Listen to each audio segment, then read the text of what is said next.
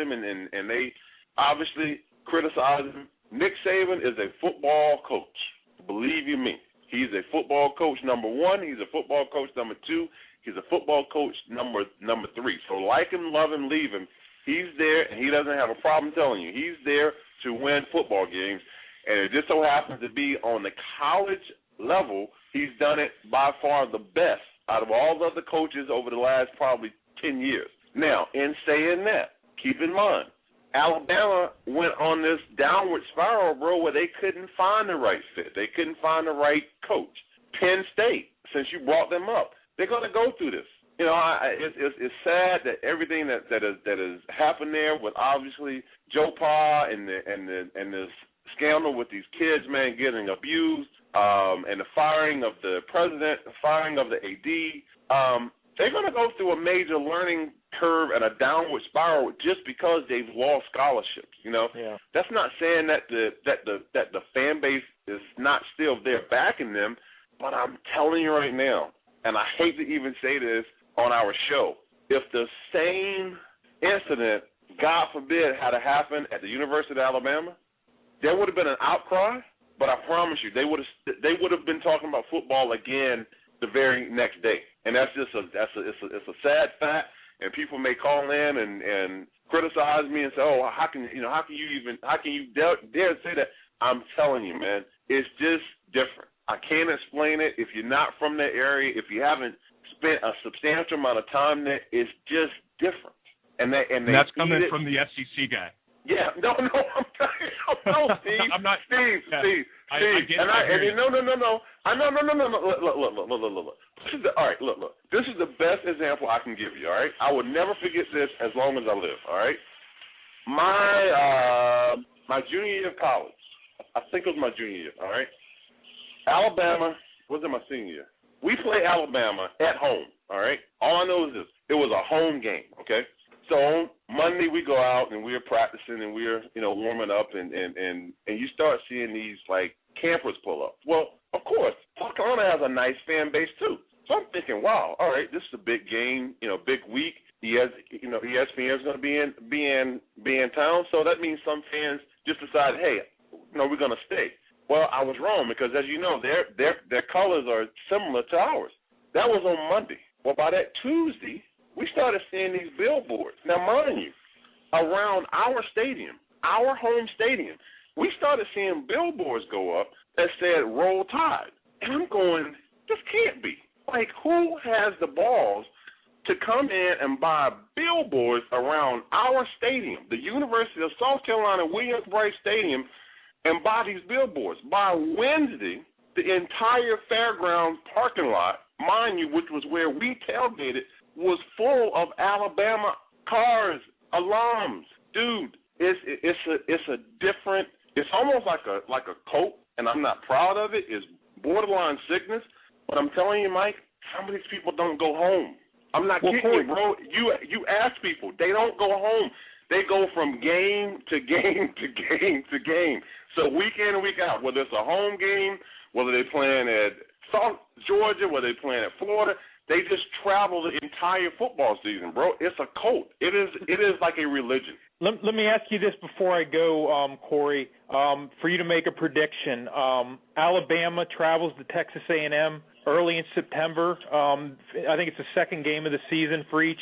Who wins that game? Does Alabama get their revenge? Alabama all day long. And the reason I say that is this. I love what Johnny Football is doing for college football. He's a little bit arrogant, but I love what he's doing. I love the offense Texas A&M have actually brought into the Southeastern Conference, because guess what? I didn't think it was going to work. Southeastern Conference, you line up and you play, and it's usually man on man. But what I would tell you is this: you will not see a Nick Saban coach football team, especially not a Nick Saban coach defense, get run over like that 2 years straight. I'm not a betting man, but I'll bet the farm, I'll bet the house, and I might be willing to bet my second born, but I don't have one yet, that Alabama will win that game. Hey, now, I'm not going to put out guys. a prediction. All right, man. Thank you very much. Thank you. Thank you for calling. Hoyer? Oh, yeah. I tell you, man, I know I get the going about it, but because I don't think the average fan that's probably listening to our show that actually watch college football can really understand how this Alabama-Auburn thing is. Steve, it really is a cult, and it's borderline sickening, as I said earlier. Because to me, look, football has been a blessing, man, for us. Obviously, we're here now. We're able to do our First in Life show, and it's all because of how we actually met 20-something years ago playing for the Buffalo Bills. But I'm telling you, William, it is Alabama football is like no other. And we can talk about Stanford, we can talk about SC, we can talk about Auburn, Penn State, all these teams. You can put all those teams in a basket, and there's still no comparison like the fan base. Notice, right. I'm saying football, but it's the Alabama fans. Well, and I absolutely agree. I mean, if you compare that to the Bay Area, where Stanford has to play, it's going to cost you $500 to take your family to any sporting event, And you've got the Giants, you've got the 49ers, you've got the Raiders, you've got the A's, you've got the California Bears, you've got Stanford, you've got all of that in an area where you've got 2 or 3 youth soccer leagues and all the stuff that kids are involved with, and there's so much going on any given weekend, and there's a lot of success too with the Niners and the Giants and the A's. I mean, right. It gets so competitive. So the key is really about winning, and Stanford figured this out. They came in with the new athletic director, and they had just built a new stadium, and they thought, well, maybe if we build a nice new stadium, we'll be able to get some fans here. And that didn't work. They actually had to go out and win some football games. And they also realized that hiring a football coach for $400,000 a year wasn't going to cut it. Because what happened to them was they had gone through 3 coaches of their own. Right before they hired Harbaugh, they had Buddy Evans and Walt Harris. Mm-hmm. So there was a moment in time where Stanford was literally paying 3 football coaches a fairly modest salary, but if you add up 3 modest salaries, you've got a fairly large salary.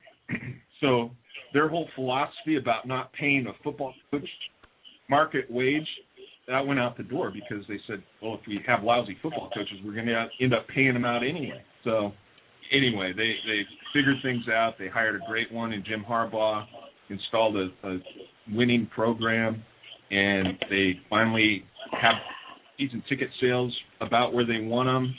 Games are selling out.